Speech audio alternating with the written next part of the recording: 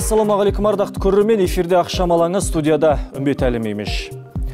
Бүгінгі тақырып қазақ тіліндегі 100 жаңа оқулық. Аударылып біткенімен тәржімаланып жатқаны. Жастардың санасын қаншалықты жаңғыртады. Екінші серияда қанша кітаптың тұсауы кесілді. Бүгін студиямызға ұлттық аударма бюросының директоры Рауан Кенжеханұлын шақырып отырмыз. Рауан мырза, қош келдіңіз студиямызға. Кеш жарық. Кеш жарық. Жаңа гуманитарлық білім қазақ тіліндегі 100 жаңа оқулық жобасы бойынша алғашқы 18 кітаптың тұсауы кесіліп, бүгінгі таңда қалың студенттің дейміз ба, қалың оқырманның дейміз ба қолына тиді. Енді екінші серияда тағы қанша кітаптың тұсауы кесілді? Әлі тұсауы кесіле қойған жоқ. Екінші лектегі 30 кітаптың аудармасы қазір дайындалып жатыр. Аудармасы болып қалды. Дәл қазір баспаға дайындау жұмысы жүріп жатыр. Оларды бұйыртса 19 жылдың басында басып, 19 жылғы жаңа оқу жылына дейін оқу орындарына жеткіземіз.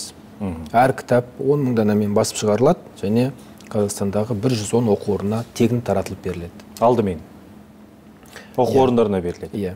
Екінші серияда 30 кітап шығады. Біріншісінде 18 шыққан, иә?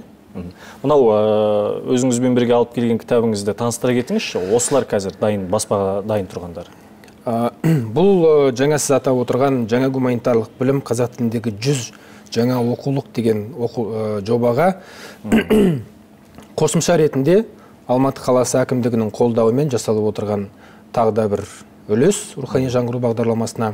Өйткені бұларды классикалық оқулық деп атауға келіңкіремейді.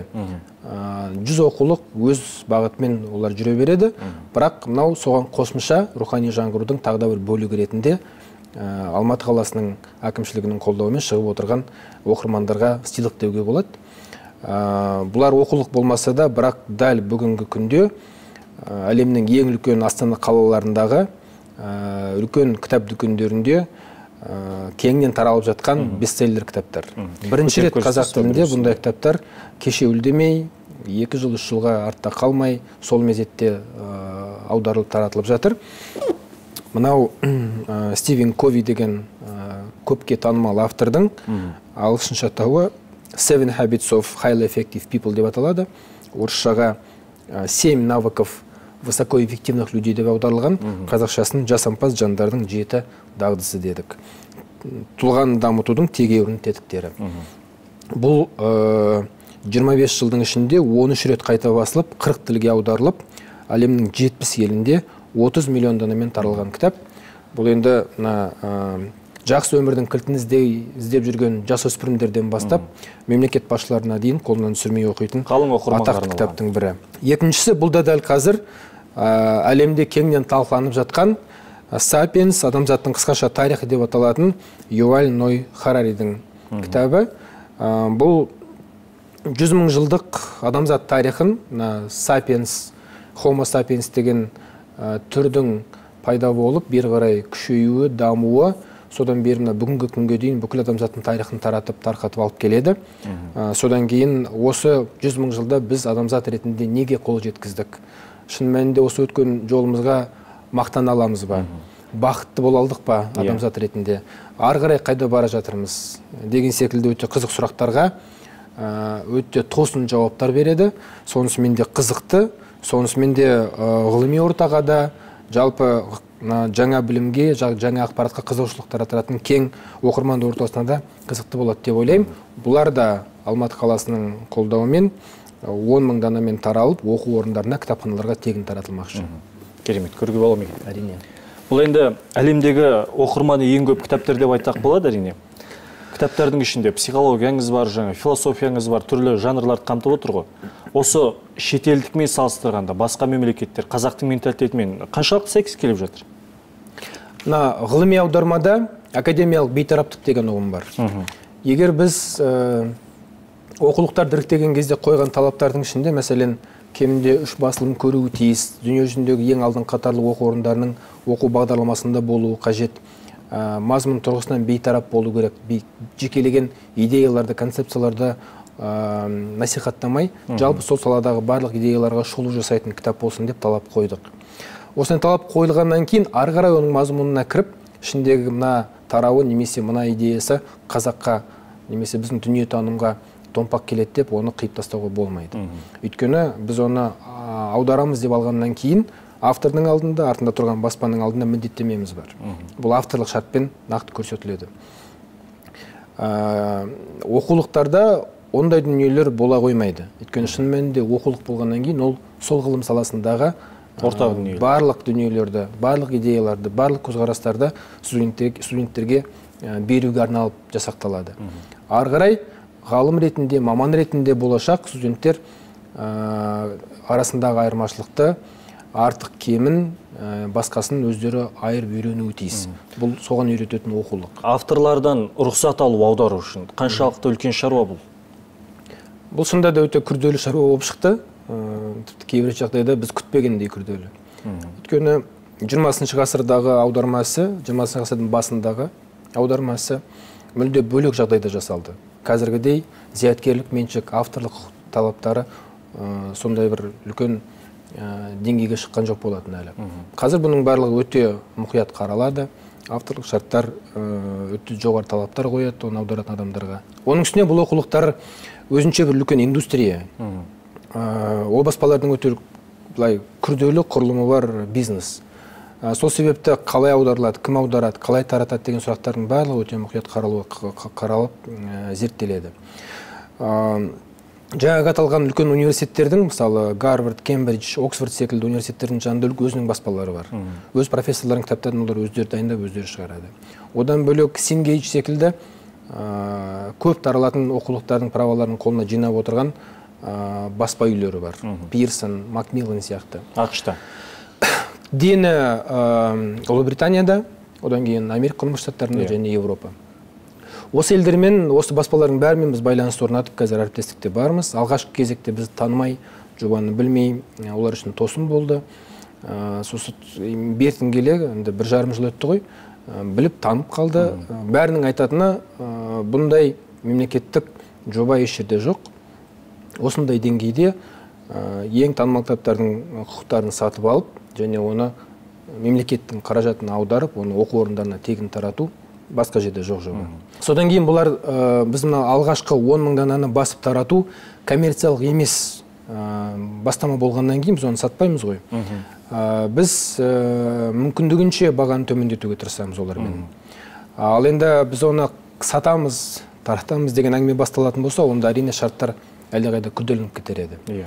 Бірақ соның өзінде бұл оқулықтарды дайындап басуға кеткен қаражат, оған кеткен күш сондай көп болғаннан кейін оған қойылатын қаржылай талап та жоғары. Ол кейде $1-2 басталып, $200,000 дейін жетеді. Кейбір оқулықтарға келген кезде. Рұқсат алу үшін. Таза тек қана Қазақстанға, қазақ тіліне басып таратуға рұқсат алу үшін. Ал енді болашақта коммерциялық ұйым болу мүмкін ба? Жоба басталғалы бері бұндай сұрақ бізге өте жиі қойылады. Оқулыққа қызығатын жалпы оқырман, немесе үйіндегі кітапханаға алғысы келетін адамдар. Әзірше бұл кітаптар тек оқу орындарының кітапханаларында бар. Ал енді осындай ұсыныстарды талап тілекті ескере отырып, біз қазір жекелеген баспаларға ұсыныс айтып, солар өз қаражатына дайын текстті басып, өздері тарататын болса, ал енді сатылу-сатылмау туралы тәуекел онда сол баспаның мойнында болады. Бұған мемлекеттің қаражаты шықпайды. Ондай баспалар табылып, қазір алғашқы осындай шағын тиражбен шығарып, дүкендерге жеткізіліп таратыла бастады. Бірінші серияда Алматы мен Астанадағы Меломан дүкендерінде алғашқы лекте шығарған 18 оқулықтың нұсқаларын табуға болады. Керемет. Ал жалпы аудармадағы қиындықтар не біздегі? Тәржімашы мамандардың біліктілігі қаншалықты жетеді осы? Енді тәуелсіздік жылдары біздің жоғарғы оқу орындарындағы гуманитарлық кафедраларда сол пән бойынша кәсіби тексттерді, мәтінді ағылшын тілінде оқып түсінуге шамасы жететін мамандар қалыптасып қалыпты.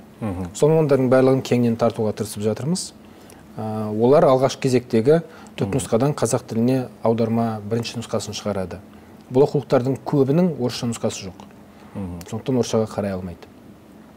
Осыдан кейін ғылыми редакция жүреді. Аударма тобында болмаған басқа бір ғалым оның ғылым тұрғысынан қаншалықты дұрыс екендігін қарап шығады. Осыдан кейін әдеби редакцияға көшеміз. Мұнда тіл мамандары, әдебиетшілер, баспагерлер тіл тұрғысынан қаншалықты барлығы дұрыс екендігін қарайды. Әр кезеңде біз елдегі осы жұмысқа атсалысатын ең танымал, ең беделді, ең тәжірибелі деген мамандарды тартуға тырысамыз. Қазір бұл жұмысқа 300-дей маман атсалысып жұмыс істеп жатыр. Оңай мамандарымыз сақадай сай деп айтуға келмес, бірақ біз осы жұмысты жасай отырып үйреніп жатырмыз. Бәріміз күнделікті текст қараймыз, ақылдасамыз. Әдеби редактор мен ғылыми редактор кейде келісе алмай жатады. Редактор мен корректор келісе алмай жатады. Өйткені тіпті қазақша мәтінді өңдеп баспаға дайындаудың өзінде бір жаңалықтар шығып жатыр. Кезіндегі тіл нормалары ретінде қалыптасқан ережелер қазіргі күнге салған кезде қолданысқа икемсіз болып жатыр. Мәселен, бір қана қарапайым мысал, біз үнемі мысалы педагог, маркетолог, психолог деген сөздердің бәрін көпшеге келген кезде ережеге салсақ тер болып жасалып жүрді. Психолог тер, педагог тер. Ол ереженің талабы. Бірақ ауызекі тілді бәріміз тар қосамыз. Педагог тар, психолог тар. Енді корректорға салса, ол айтады, міне менің қолымда ереже бар. Осы ережемен жүреміз, сондықтан тер болу керек дейді. Біз бәріміз редактор ретінде енді олай айтпаймыз ғой. Ол журналистердің тілінде де, медиада да, басқа жерде тар болып айтылып жүрді. Осындай мысалдар өте көп. Сондықтан бұл осы жұмысқа араласып отырған осы үлкен ортаның үнемі талқылап, қайта-қайта бір-біріне ой қосып, пікір қосып, келісімінің бір консенсустың негізінде терминологияда, ережелерде, тіпті сөйлем құрылымы да, сөз саптау, сөз таңдау, осының барлығы ақылдасу негізінде жасалып жатыр. Енді кітаптардың жалпы түпнұсқамен барлық оқырман, барлығы таныс деп айту қиын әрине. Аударған ғалымдар, тіл мамандары оның мазмұнын қаншалықты ойын толық жеткізіп жатыр түпнұсқада? Ол аударманың негізгі мақсаты. Бірінші мақсат деуге болады. Әрине, түпнұсқадан алшақтауға болмайды. Түпнұсқада айтылған ой, идея, мазмұн оқырманға түсінікті болып жету керек. Сондықтан ғалым аударған кезде ол ғылыми дәлдікті күйттейді, соны негізгі талап ретінде қояды. Ал әдеби редактор оның көркемдігін ойлайды. Және жатық ұғынықтылығын ойлайды. Осында екі көзқарастың арасында кейде түсініспеушілік болмай жатады. Бірақ ақылдаса келе тағы да бір ортақ келісімдерге келеді. Дегенмен де екеуінің де басшылық қалатын негізгі қағидасы, негізгі ойы түпнұсқа мәтіннен алшақтамай, оны қазақ оқырманына ұғынықты, түсінікті, жатық қылып жеткізу. Бізде аударылып оқылып жүрген шетел әдебиеттері бар ғой, енді жалпы 100 кітап қалай іріктелініп алды? Бұл атауы 100 кітап болғанымен, аударылатын кітаптардың саны осымен шектелесіздер ме? Менің түсінігімде 100 кітап деген бұл шартты атау. Бұл мемлекет басшысының тапсырмасымен, тікелей қолдауымен осындай үлкен жұмыс басталды. Бірақ бұл ары қарай жалғасын тауып, ол 200-300 одан да көпке кетуі тиіс деп ойлаймын. Жалпы дұрысы, бұл мемлекеттің ондай бір қатты қолдауынсыз жеке баспагерлердің бір емес бірнеше баспаның қолға алып арқада алып кететін шаруасы болса тамаша болар еді. Ол үшін оқырмандардың қызығушылығын оятып, нарықты ояту керек болып тұр. Қазақ тілді кітапты, қазақ тілді оқулықты алып, оқып, насихаттап тарататын орта неғұрлым кең болса, неғұрлым күшті болса, талғамы жоғары болса, соғұрлым мынандай кітаптарды осындай кең арнаға шығарып таратуға, аударуға мүмкіндік туады деп ойлаймын. Ал бізде ше, мәселен, әлем студенттеріне қазақтың осындай кітабын өз тілдерінде аударып оқытатындай кітап неге жоқ қазір? Әлемнің кез келген еліндегі оқу орындары студенттері қызығып қарау үшін бұлар бізден шығатын оқулықтар қазіргі бар оқулықтан кем болмау керек. Ғылыми деңгейі бойынша, академиялық деңгейі бойынша, берілу стилі бойынша. Ал оны игеру үшін мына бар оқулықтарды қарап, олар қалай құрастырылды, қалай жазылды, материалдар қалай беріліп жатыр, соны өзіміздің мамандар, ғалымдар игеріп алса, менің ойымша, оның да мүмкіндігі туады. Ал енді дәл қазір біз бұл бағытта не істей аламыз? Рухани жаңғыру деген үлкен бағдарламаның тағы бір тармағының аты қазіргі әлемдегі, жаһанданып жатқан әлемдегі қазіргі қазақ мәдениеті деп аталады. Осы жобаның аясында қазақ мәдениетін Біріккен ұлттар ұйымының 6 тіліне аударып тарату міндеті қойылған. Соның ішінде біз әдебиетке қатысты тармағымен жұмыс істейміз. Қазір қазақ әдебиетінің прозасының антологиясы және қазақ әдебиетінің поэзиясының антологиясы, әрқайсысы 600 бет, әрқайсысына 30 автордан кірді. Әр авторға орташа есеппен бір баспа табақ орын берілді, 15-20 беттей. Соған әңгімесі, повесі, не болмаса өлеңдер жинағы жинақталып аударылып жатыр. Осының өзі менің ойымша өте үлкен бір қадам болады. Өйткені бұл жобаның аясында біз бұл антологияларды ағылшын, испан, француз, қытай, орыс, араб тілдерін аударып жатырмыз. Және бұл аударма Қазақстанның ішінде емес, сол сыртта, сол елдердің астаналарында, сол елдердің ең беделді бетке ұстар баспалармен бірге жасалып жатыр. Мәселен, ағылшын тіліндегі қазақ антологияларын басып дайындауға, аударуға Кембридж университетінің баспасы араласып жатыр. Испан тіліне Сервантес институты қолдау көрсетіп отыр. Орыс тіліне МГУ-дың баспа үйі араласып жатыр. Яғни солардың тәжірибесі, олардың талғамы мен талабы бұл аударманың, бұл басылымдардың сапасының жоғары болатынына кепіл болуы тиіс. Олар да 10 000 данамен басылып, тек қана сол елдердің астаналарында ғана емес, ағылшын тілі болса, онда ол Ұлыбритания, ақш, Канада, Жаңа Зеландия, Австралия секілді елдердің бәрін қамтиын деп отыр. Испан тілі болса, онда ол Испаниямен бірге Латын Америкасындағы 18 елді қамтиын деп отыр. Француз тілінде ол Франция, Швейцария, Бельгиямен қоса, француз тілінде сөйлейтін Африкадағы 30 шақты елді қамтиын деп отыр. Сондықтан бұл шын мәнінде қазақ мазмұнды, қазақ тілді әдебиетті, қазақ авторларының туындыларын бүкіл әлемге алғаш рет осындай деңгейде, осындай көлемде тарату тәжірибесі. Бірақ осы жұмыс жалғасып, жаңа сіз айтқандай, артынан оқулықтар, жекелеген авторлардың жекелеген шығармалары, басқа да дүниелер жалғасын табады деп ойлаймын. Әрине. Енді осы кітаптардың ішінен өзіңіз қаншауын оқып шықтыңыз? Әлде күн сайын әрқайсысы көз алдыңыздан өтіп отырмын? Жалпы барлық оқулықтар бюрода жұмыс істейтін адамдардың көз алдынан өтеді. Түсінікті, жекелеген оқулықтарды толық тереңірек өңіліп қарауға тура келеді. Мәселен, анау экономикс деген оқулықты өзіміз баяғыда сыртта оқып жүрген кезде шіркін-ай, осы кітап қазақшаға аударылса деп армандап едім. Сондықтан ол кітапқа көбірек өңіліп түгел қарауға тырыстым. Биылға аударылып жатқан кітаптардың ішінде өнер тарихы деген өте жақсы бір кітап бар. Story of Art. Бұл да 50-ші жылдары шыққан, содан бері 16 рет қайта басылған, әлем бойынша 7 миллион данамен тараған, кәдімгі бүкіл адамзат тарихындағы өнердің тарихын өте жақсы соған шолу беретін әдемі кітап, оны қарап жатырмын. Мына екі кітапты енді ертеректе өзім оқығам, мазмұнын жақсы білем, ол сөзсіз. Сол сияқты мен енді кітаптардың бәрін оқимын деп айта алмаймын, ол мүмкін де емес. Өйткені 18 кітаптың өзі орташа есеппен 600-700 бет, ол енді қанша бір 10 000 бетке жуықтап қалады. Менің мақсатым, менің міндетім әр кітаптың мейлінше сапалы аударылып, мейлінше сапалы баспаға дайындауын ұйымдастыру.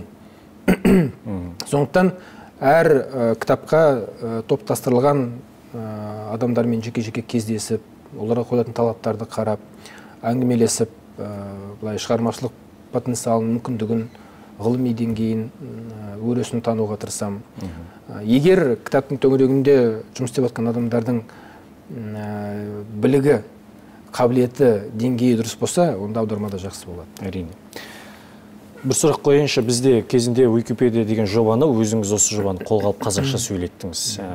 Қазір әр адам, әр автор деп айтайықшы, өзінің үлесін қоса алатындай бір деңгейге жеттік пе, бір аударма қалыптасып қалды ма осы салада? Қалыптасып қалды. Ол кездегі басталған жобаның негізгі мақсаты Википедиядағы мақалалар сан өсіріп қана қою емес еді. Негізгі мақсат осы жобамен бір шын ниетпен араласатын орта қалыптастыру. Мен ол адамдарды танымаймын. Олар мені танымайды.